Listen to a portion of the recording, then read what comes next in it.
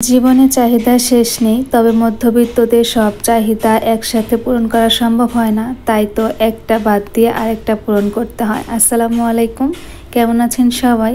আশা করছি কাছে দূরে দেশ এবং দেশের বাহিরে যে যেখান থেকে আমার ভিডিওটি দেখছেন বা দেখবেন সবাই ভালো আছেন। আলহামদুলিল্লাহ, পরিবার নিয়ে আমিও বেশ ভালো আছি। নতুন আরও একটি ডেইলি ব্লগ দেখার জন্য সবাইকে ইশরাস মম চ্যানেলে আরও একবার স্বাগত জানাচ্ছি। আশা করছি আজকের এই ভিডিওটা আপনাদের কাছে বরাবরের মতো ভালো লাগবে। আজকের ভিডিওটা প্রথমে এই যে মেয়ের টিফিন থেকে শুরু করলাম। আর প্রত্যেকটা দিন সকালে ঘুম থেকে উঠে আগে চিন্তা থাকে যে কি টিফিন দিব। তবে এই যে টুকটাক যদি কিছু একটা ফ্রিজে ফ্রোজেন করা থাকে ওইটা একটু নামিয়ে দেখা যায় খুব তাড়াতাড়ি করে ওকে রেডি করে দিতে পারি। আজকে আমার এই দিকটা কিন্তু সব কিছুর উপরের দিকটা একটু ফাঁকা ফাঁকা লাগছে। ওই যে গত ভিডিওতে দেখেছিলেন যে এর উপরে যে আর্টিফিশিয়ালের গাছগুলো তো ধুয়ে দিয়েছি, ওইগুলো এখন এর উপর দেওয়া হয়নি কারণ ওইগুলো ব্যালকনিতে আছে। এটা কিন্তু তারপর দিন করা ভিডিও। আমি সব সময় দেখা যায় সকালের দিকেই দুপুরে যে রান্না করব সেটা বের করে নিই, কারণ আমার 11:30 থেকে 12টার মধ্যে দুপুরে রান্নাটা কমপ্লিট করতে হয়। তারপরে মেয়েকে আনতে স্কুলে যাই, তো এই কারণে সকালবেলায় বের করে নিতে করে ছুটে যায় আর খুব তাড়াতাড়ি রান্নাটা করে নিতে পারি। আজকে শুধু হচ্ছে পাঙ্গাস মাছ বের করেছি, ওইটাই রান্না করে নেব দুপুরের জন্য। আর গত দিনের হচ্ছে তরকারি আছে, তো ওইগুলো দিয়েই হয়ে যাবে। এখন চলে আসলাম এই ঘরে। তো এই ঘরটা এখন খুব বেশি একটা ব্যবহার হয় না।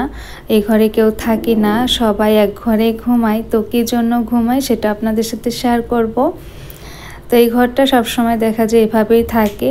বিছানা আমি আবার একটু ঝেড়ে নিচ্ছি, কারণ ঘর ঝাড়ু বা মোছার আগে বিছানাটা ঝেড়ে দিলে ভালো হয়।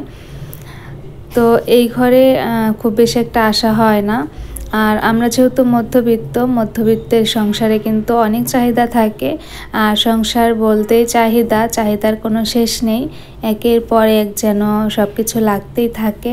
আর সেই সকল চাহিদার মধ্যে দেখা যায় আমাদের যেই জিনিসটা বেশি প্রয়োজন সেই চাহিদাগুলো আগে মেটানোর চেষ্টা করি, আর বাকিগুলো রেখে দেই যে একটা একটা করে পরে সময় বুঝে পূরণ করব। তো কথা বলতে বলতে এই ঘরে চলে আসলাম। এই যে আমরা এখন 4 জন এক ঘরেই শুই। আর আগে দেখা যেত 2 ঘরে মিলে ঝিলে শোয়া হতো, কারণ হচ্ছে এই ঘরে এসি দেওয়ার পর থেকে একই ঘরে শোয়া হচ্ছে। আর সেই চাহিদার মধ্যে এই যে একটা প্রয়োজন সেটা হচ্ছে এসি ছিল। সাবার থাকতেই ওর বাবা অনেক বেশি করছিল যে একটা এসি নিয়ে নেবে, কারণ অনেক বেশি গরম পড়ে। যখন আমার বাবু হয় তখন তো অনেক বেশি গরম ছিল এপ্রিল মাসে। আর এপ্রিল, মে, জুন, জুলাই এই কয়েকটা মাস কিন্তু অনেক বেশি গরম যায়। তো তখন আমি নেই নাই, কারণ হচ্ছে সাবার একদমই বিদ্যুৎ থাকে না বললেই চলে। আর এখানে আসার পর থেকে দেখছি যে না, খুব বেশি একটা বিদ্যুৎ যায় না। তো এই কারণে হচ্ছে এটা মে মাসে হয়তো 2য় সপ্তাহে নেওয়া হয়েছিল। তো এটা আপনাদের সাথে শেয়ার করলাম।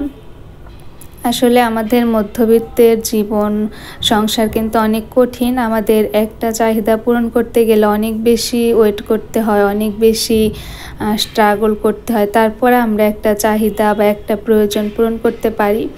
তো অনেকেই ভাববেন যে ঘরে খাট নাই তারপরে এসি কেন নিয়েছি, তো ওই কারণেই নেওয়া হয়েছে। তো অনেক বেশি ইচ্ছা ছিল যে ঈদের আগে হয়তো বা খাট নিয়ে নিব, তবে হয়তো বা পারবো না। ইনশাল্লাহ চেষ্টা করব ঈদের পরে নেওয়ার জন্য। তো আমাদের এইভাবে করেই কিন্তু চলতে হয়, একটা ইচ্ছা পূরণ করতে গেলে আর একটা ইচ্ছা বাকি থেকে যায়। কারণ মধ্যবিত্তদের কিন্তু এত টাকা পয়সা থাকে না যে সকল ইচ্ছা একসাথে পূরণ করব আমরা। যাই হোক, আমি ভিডিওতে কিন্তু দেখিয়েছি আমি পাঙ্গাস মাছটা দুপুরের জন্য রান্না করে নিয়েছি, তো অফ ক্যামেরাতেই। আর এখন চলে আসলাম গোসলের পর একটা কাজ করতে। হঠাৎ করেই মাথায় এলো যে আমার মাজুনিটা রাখার কোনো ব্যবস্থা নেই, এখানে সেখানে রেখে দিতে হয়। তো এই কারণে এই যে একটা সসের বোতল আমি হচ্ছে একটু দাগ দিয়ে নিয়ে এভাবে করে কেটে নিলাম। আর এখন এটা এই যে কলের সাথে ঝুলিয়ে দিব। নিচের দিকটা একটু ছিদ্র করে নিয়েছি যাতে করে এর মধ্যে রাখলে পানিটা ঝরে যায়। তো এইটা কিন্তু আমার কাছে লাগানোর পর বেশ খানিকটা ভালো লাগছিল যে কোনো রকম টাকা খরচ না করে আমি জিনিসটা তৈরি করতে পেরেছি। মাঝে মধ্যে কিন্তু আমরা গৃহিণীরা একটু বুদ্ধি খাটালে দেখা যায় টাকা খরচ না করে অনেক সময় অনেক কাজ করে নিতে পারি। যাই হোক, আমার সসের বোতল কেটে এই ব্যাগটা বানানো কেমন হয়েছে জানাবেন কমেন্ট করে। সেই সাথে এখন হচ্ছে বিকেলের দিকে এত বেশি ক্ষুধা পেয়েছে, মনে হচ্ছিল ভারী কিছু খেতে পারলে ভালো লাগবে। তো এই কারণে আমি অল্প একটু ডো করে নিয়েছি, তো 2টা পরোটা বানিয়ে নিচ্ছি। তো পরোটা 2টা খেয়ে নিব। আর আরিশ হচ্ছে পিছন পিছন হাঁটছিল। ও রান্নাঘরে এসে তো কোনো একটা জিনিস ঠিক রাখে না। আমার তাকের মধ্যে যত যা আছে সব কিছু ঢেলে হচ্ছে ছুঁড়ে ফেলে, তারপর আমাকে আবার সেই সেম জিনিস সেমভাবে গুছিয়ে নিতে হয়। আর সারাটা দিন দেখা যায় ওর পেছনে এগুলো করতে করতেই চলে যায়। তো ভিডিওর এই প্রান্তে এসে আপনাদেরকে মনে করিয়ে দেই, যারা এখন পর্যন্ত একটা লাইক দিতে ভুলে গেছেন তারা প্লিজ একটা লাইক দিয়ে বাকি ভিডিওটুকু কন্টিনিউ করবেন। আর যারা নতুন আমার চ্যানেলটি ভিজিট করছেন, এখন পর্যন্ত সাবস্ক্রাইব করা হয়নি, তারা প্লিজ সাবস্ক্রাইব করে আমার সাথে থাকবেন। এই তো পরোটা নিয়ে টেবিলে চলে আসলাম। আর আরিশ আমার কোলে, এই যে ওর হাত দেখা যাচ্ছে সাইড দিয়ে। তো এখন পরোটা খেতে খেতে হয়তো বিদায় নিব। আর কারা কারা আমার মতো গুড় দিয়ে পরোটা পছন্দ করেন জানাবেন। আমার তো গুড়ের সাথে পরোটা খেতে খুব ভালো লাগে। তো এই কারণে এই যে গুড় দিয়ে পরোটা খাচ্ছি। আজকে বিদায় নিচ্ছি, সবাই ভালো থাকবেন, আমাদের জন্য দোয়া করবেন। আসসালামু আলাইকুম সবাইকে, আল্লাহ হাফেজ।